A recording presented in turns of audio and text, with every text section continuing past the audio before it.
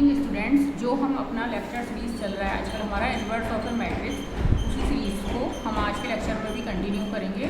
और आज हम जो रिमेनिंग 2 थ्योरम्स हमारी रह गई हैं उनको कवर अप करेंगे और साथ में एलिमेंट्री रो ट्रांसफॉर्मेशंस के थ्रू किसी मैट्रिक्स का इन्वर्स निकालना सीखेंगे।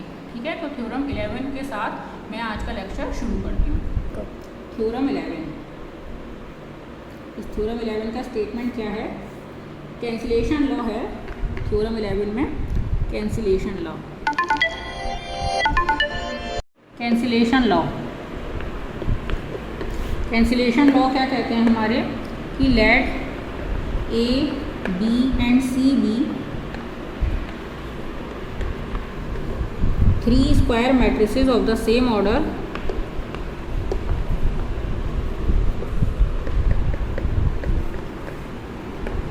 Matrices of same order.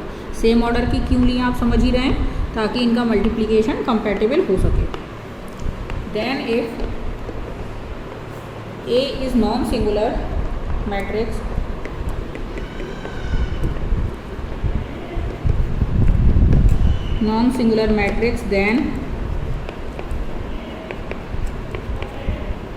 then first है A B is equals to A C होगा, तो ये एम्प्लॉय करेगा b is equals to C. इसे बोलते हैं left cancellation law, left cancellation law. और सेकंड है यदि B A is equals to C A होगा, तो ये एम्प्लॉय करेगा b is equals to C again, और इसको बोलते हैं राइट कैंसिलेशन लॉ।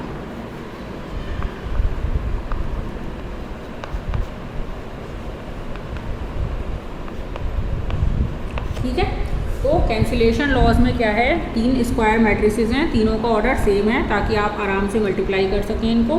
और जो की फैक्टर है वो क्या है कि जो मैट्रिक्स ए है वो कैसी है, नॉन सिंगुलर है। नॉन सिंगुलर होने से क्या होगा कि इसका इन्वर्स एग्जिस्ट करेगा। तो इन्वर्स एग्जिस्ट करेगा तो हमको ये दिखाना है कि लेफ्ट कैंसिलेशन लॉ ए के मैट्रिक्स के केस में और right cancellation law matrix A से राइट मल्टीप्लिकेशन के केस में भी ये कैंसिल आउट हो जाएगा और b इज इक्वल्स टू सी आ जाएगा दोनों केसेस में। तो बहुत इजी है ये प्रूफ एक्चुअली, क्योंकि ए क्या है, नॉन सिंगुलर है। नॉन सिंगुलर एक तरीके से जैसे रियल नंबर्स में नॉन जीरो एलिमेंट होता है ना, वैसे ही मैट्रिक्स थ्योरी में आप समझ लो नॉन सिंगुलर मैट्रिक्स होती है। जैसे नॉन जीरो नंबर से डिवाइड कर सकते हो, वैसे नॉन सिंगुलर मैट्रिक्स से एक तरीके से डिवाइड कर सकते हो, उनको कैंसिल आउट कर सकते हो। लेकिन यदि मैट्रिक्स नॉन सिंगुलर नहीं है तो हम उसको कैंसिल आउट ऐसे नहीं कर सकते। तो ए क्योंकि नॉन सिंगुलर है,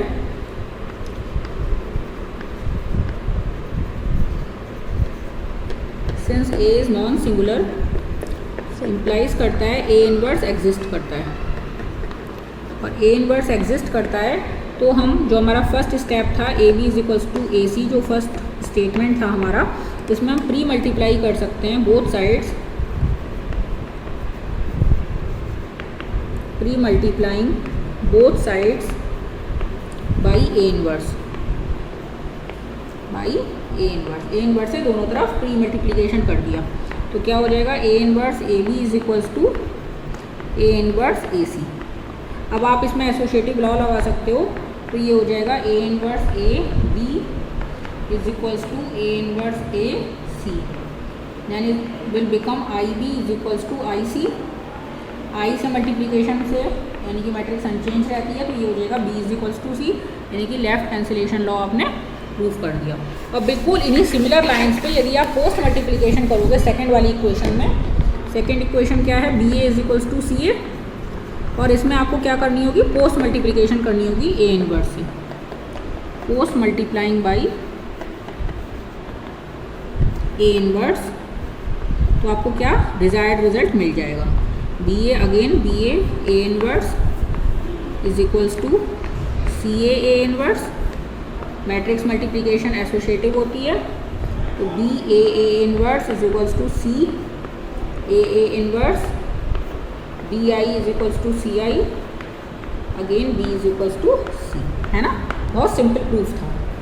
तो ये थ्योरम आपकी कैंसिलेशन लॉ की प्रूफ हो गई। लास्ट थ्योरम बचती है हमारी इस चैप्टर की, थ्योरम 12। थ्योरम 12 क्या है, if the product of two non null square matrices, product of two non null square matrices is null matrix.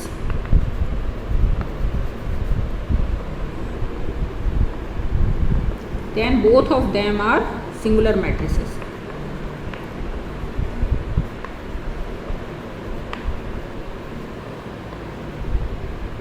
Are singular matrices. जैसे हम रियल नंबर्स में कहते हैं ना कि दो नॉन जीरो नंबर्स का प्रोडक्ट जीरो नहीं हो सकता कहते हैं, लेकिन यहाँ पे क्या है कि दो नॉन ज़ीरो मैट्रिसेस का प्रोडक्ट ज़ीरो मैट्रिक्स आ सकता है, लेकिन उसमें क्या होगा कि वो दोनों की दोनों सिंगुलर होंगी। यानी कि आप उसके एनालॉग को, रियल नंबर्स के एनालॉग चाहते हो मैट्रिक्स में, तो आप क्या कह सकते हो कि product of two non zero non singular matrices can not be zero.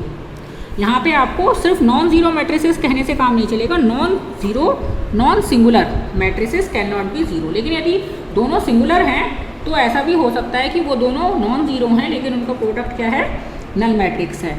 और ये कंपलसरी भी है, मतलब इफ़ एंड वो डबल इफ़ की थ्योरम हो गई एक तरीके से, कि यदि दोनों मैट्रिसेस, दो स्क्वायर मैट्रिसेस का प्रोडक्ट यदि ज़ीरो आ रहा है, नल मैट्रिक्स आ रहा है, तो इसेंशियली दोनों की दोनों सिंगुलर मैट्रिक्स होंगी। ठीक है, तो हमें क्या दे रखा है कि A B is equals to null matrix है, जबकि ए नल मैट्रिक्स नहीं है और बी भी नल मैट्रिक्स नहीं है। ये आपको गिवन है। ये गिवन में क्या दिया हुआ है आपको, इस थ्योरम में जो गिवन स्टेटमेंट है आपका वो ये है कि ए बी एक नल मैट्रिक्स है जबकि ए और बी दोनों नल मैट्रिसेस नहीं हैं। ठीक है, तो आपको ये प्रूफ करना है कि दोनों की दोनों कैसी हैं, सिंगुलर मैट्रिक्स हैं। तो हम ये थ्योरम कैसे प्रूफ करेंगे, कंट्राडिक्शन से प्रूफ करेंगे। तो हम मान लेते हैं इफ़ पॉसिबल लेट, किसी भी एक को मान लेते हैं, let A B non singular.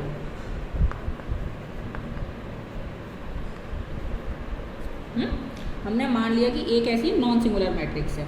तो ए यदि नॉन सिंगुलर है तो क्या होगा, ए इनवर्स एग्जिस्ट करेगा। ए इनवर्स एग्जिस्ट करेगा तो आप इससे प्री मल्टीप्लाई कर सकते हो। नेक्स्ट स्टेप में लिखते हैं pre multiplying by A inverse, pre multiplying by A inverse. तो आपको क्या मिलेगा, A inverse A B is equals to A inverse into null matrix, यहाँ एसोसिएटिव ला लग जाएगा, A inverse A B is equals to null matrix से multiply होगी तो नल ही रहेगा ये identity B is equals to null matrix, और यहाँ से आ गया B is equals to null matrix. अब ये कंट्राडिक्शन हो गया क्योंकि आपको क्या दिया हुआ है कि बी एक नॉन नल मैट्रिक्स है। तो यदि आपने ये मान लिया कि ए नॉन सिंगुलर है तो आपको कंट्राडिक्शन मिल गया, और इसी तरीके से यदि आप ये मानोगे कि बी नॉन सिंगुलर है तो भी आपको कंट्राडिक्शन मिल जाएगा। Similarly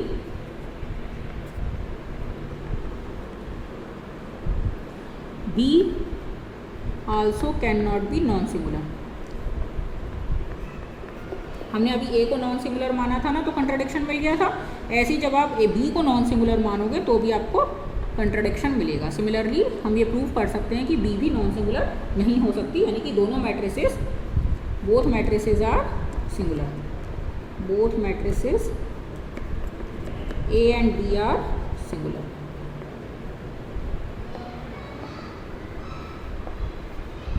hence proof.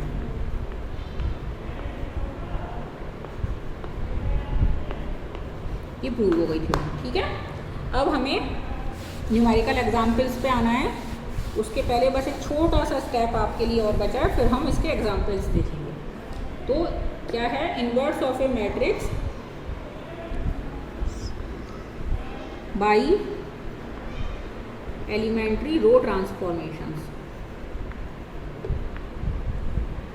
Elementary row transformations.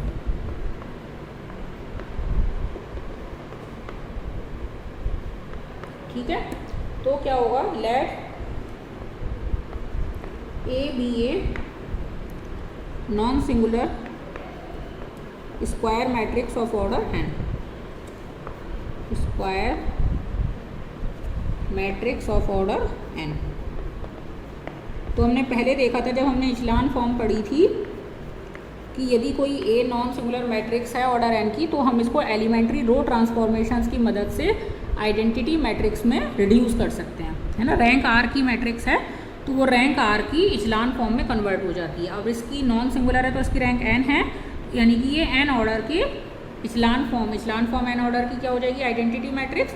तो ये एन ऑर्डर की आइडेंटिटी मैट्रिक्स में रिड्यूस हो जाएगी through elementary transformations. Elementary transformations मान लो हमको एन लगाने पड़े या आर लगाने पड़े, तो E1 E2 ER तक आपने एलिमेंट्री ट्रांसफॉर्मेशंस लगाए और ये रिड्यूस होके क्या देगी आपको, आइडेंटिटी मैट्रिक्स देगी। मैंने आपको ये बताया था कि जो एलिमेंट्री रो ट्रांसफॉर्मेशंस लगते हैं वो प्री मल्टीप्लिकेशन में जाते हैं और जो कॉलम ट्रांसफॉर्मेशंस लगते हैं वो पोस्ट मल्टीप्लिकेशन में जाते हैं। ये मैंने आपको जब इचलान फॉर्म और नॉर्मल फॉर्म पढ़ाया था तो ये मैंने आपको बताया था। तो हमने इसको एलिमेंट्री रो ट्रांसफॉर्मेशंस के थ्रू आइडेंटिटी मैट्रिक्स में एन ऑर्डर की कन्वर्ट कर दिया। तो अब यदि एक ऐसी है नॉन सिंगुलर है क्योंकि इसका मतलब है कि ए इनवर्स एग्जिस्ट करता है, यानी कि आप इससे पोस्ट मल्टीप्लाई कर सकते हो इस इक्वेशन को। तो आप पोस्ट मल्टीप्लिकेशन कर दो ए इनवर्स से, post multiplying by A inverse, तो आपको क्या मिलेगा,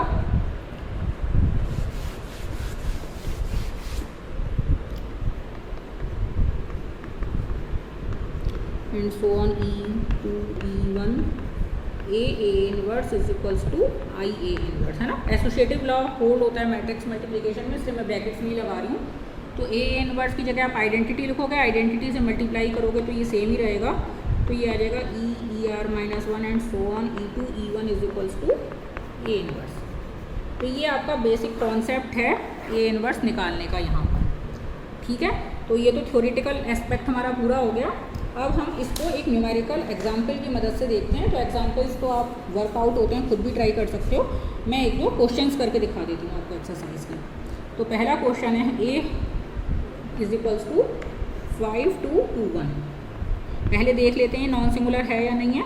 डिटर्मिनेंट A कितना हो जाएगा, 5 कम 5 में से 4 गया 1, यानी कि नॉन सिंगुलर है, नॉन जीरो है यानी कि नॉन सिंगुलर है, यानी कि A इनवर्स एग्जिस्ट करता है। पहले आपको एग्जिस्टेंस देखनी चाहिए हमेशा, उसके बाद निकालने की कोशिश करनी चाहिए। तो इसका वर्किंग रूल कैसा रहेगा, आप मैट्रिक्स को कैसे लिखिए, A is equals to AI लिखिए, ठीक है। और इसमें आप A is equals to AI लिख के इसमें आप IA लिखिए, sorry A is equals to IA लिखने से ज़्यादा सही रहेगा। A is equals to IA लिखिए आप इसको, और यहाँ आप एलिमेंट्री ट्रांसफॉर्मेशंस लगाते जाइए, रो ट्रांसफॉर्मेशन, इसको रिड्यूस कर लीजिए I में एलिमेंट्री रो ट्रांसफॉर्मेशंस के थ्रू। तो ये जो कन्वर्ट होगी, एलिमेंट्री रो लगा रहे हो तो प्री फैक्टर पे लगाओगे तो ये रिड्यूस हो जाएगी मैट्रिक्स B में, और ये अनचेंज रहेगी क्योंकि रो ट्रांसफॉर्मेशन सिर्फ प्री फैक्टर पे लगते हैं। तो ये जो B होगा वो अल्टीमेटली यानी कि आपका A इनवर्स दे देगा आपको। Then this is the working rule. Working rule for finding inverse, for finding FINDING finding inverse, ठीक है। ये बहुत इंपॉर्टेंट है आपका वर्किंग रूल कि आपको A is equals to IA लिखोगे, इस पर आप एलिमेंट्री रो ट्रांसफॉर्मेशंस लगाओगे। मैं लिख देती हूँ ये लाइन भी, एलिमेंट्री, ये सारा क्रक्स है अब हमारी इस चैप्टर का, एलिमेंट्री रो ट्रांसफॉर्मेशंस। वो हमेशा प्री फैक्टर पे लगते हैं, तो यहाँ I हो जाएगा, ये यहाँ I B में चेंज हो जाएगा, ये A अनचेंज रहेगा, और then this B will give you A inverse, क्योंकि A inverse A is equals to identity होता है ना, तो इस B को A इनवर्स होना पड़ेगा, तो ये आपको मैट्रिक्स का इनवर्स मिल जाएगा। तो ये अब हम अपने इस क्वेश्चन पे भी यही वर्किंग रूल लगाते हैं। हमारा क्वेश्चन क्या था, 5 2 2 1, तो A is equals to I क्या है 2/2 की 1 0 0 1, और यहाँ A, इस A को अनचेंज यहाँ पे लिखने की ज़रूरत नहीं है, इसलिए इसको अनचेंज ऐसे ही A लिख दिया, क्योंकि जो ऑपरेशंस लगाने हैं आपको इन दोनों पे लगाने, इसका कोई रोल नहीं है। तो यहाँ आपको this is our example, A is equals to IA, तो इस पर हम एलिमेंट्री रो ट्रांसफॉर्मेशंस लगाते हैं और इसको आइडेंटिटी में बदलने की कोशिश करते हैं। तो पहले क्या करें हम, इसमें इसकी फर्स्ट रो को 5 से डिवाइड कर दें, R1 को चेंज कर दें R1/5 में, है ना। इसको या ऐसे लिख सकते हैं R1 1/5, है ना, ऐसे भी लिख सकते हैं। मैंने वर्किंग जल्दी में ऐसे लिख दिया, R1 की जगह आपको R1/5 करना है। आप लैंग्वेज में लिख लेना डिवाइड फर्स्ट 4/5, तो ये हो जाएगी 1 2/5 यहाँ 2 यहाँ 1, ये हो जाएगा 1 को 5 से डिवाइड करेंगे 0 0 1 एंड A। अब यहाँ आपको 0 लाना है, तो R2 की जगह आपको करना है R2 minus 2R1, R2 minus 2R1।